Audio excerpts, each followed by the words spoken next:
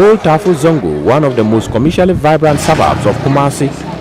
Construction and maintenance of drainage systems engage attention of community leaders to ensure property and, more importantly, lives are secured. Whenever it rains, it serves as a drainage for all kinds of waste from people's homes. It's very disturbing. If we don't take time, a day will come that it can cause a lot of landslide, as we've been witnessing elsewhere.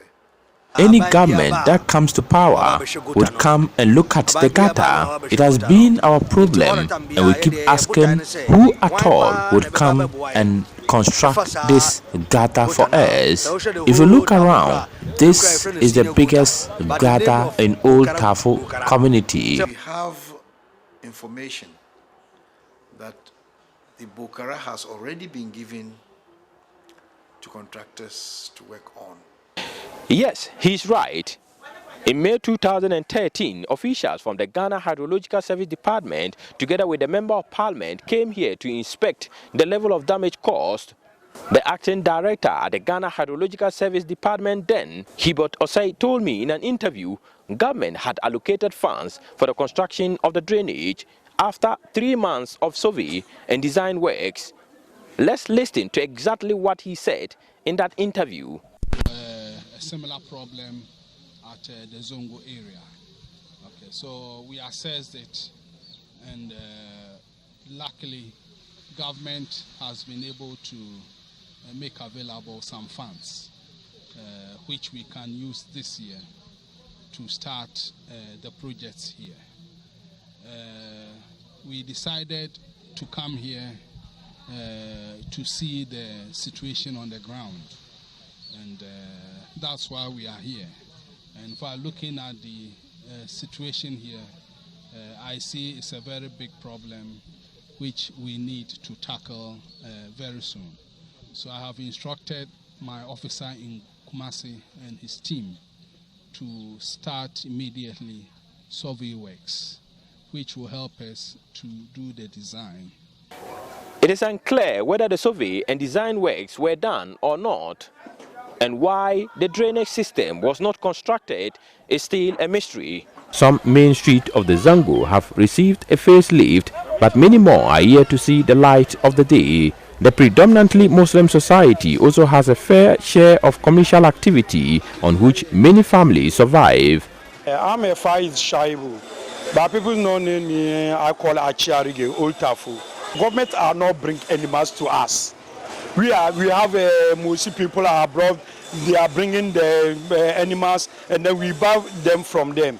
So if government want to improve our work, we want him to subsidize the money. We want because the city is broke. As we made our way through the next contact, we find structures sited indiscriminately. Alhaji Nu is a resident who has had the best of times. He shares his concerns. You see these erections after the main buildings. There are lanes. Take for instance this very 123 road here, over there. You know that the road has virtually been closed. If there's any distant fire outbreak, you won't get access to that place. So that one too is another challenge to us. If only the government or the sub-metro or the KMA can do it, is that we have to put them off. It is about 10 a.m. on Friday. Mahmud Mohammed is at his workshop to begin work, something he started years back to support his education. And things, however, went bad. Many of his materials have been stolen, but he is determined to continue. When somebody came and worked for him, then the person will say, "What type of job are you doing? Why can't you stop this and go here?" But this is my favorite choice. I respected my job. So some people also came here and speak in Mansi for me. Why I do not follow them. I'm only following my job to do. It is 9 p.m. the same Friday. Unlike Masaudu, some youth are engaged in dubious means to earn a living. Apparently, lack of job is a big challenge. Sheriff Isa throws more light on the situation. Our brothers cannot proceed beyond SSS. Most of them, when they finish SSS, they dropped and they engage themselves in so many activities which is denigrating our community. For example, our brothers, most of them are now believing in doing everything on internet thing, raising money from that, what we call scam. It has come to be like a model for them to enjoy. People want to be seen driving expensive cars even though they are not working. So because our community more or less like entertaining them, all of our brothers are now joining the queue. When they graduate from SS, if they don't have parental control, they also go and join the gangs, spending their time on behind computers, ending up riding these luxury cars, and that is it. Well, that's one problem we are facing. That means with this kind of attitude, in future we may not have well-educated people in our community to run our affairs.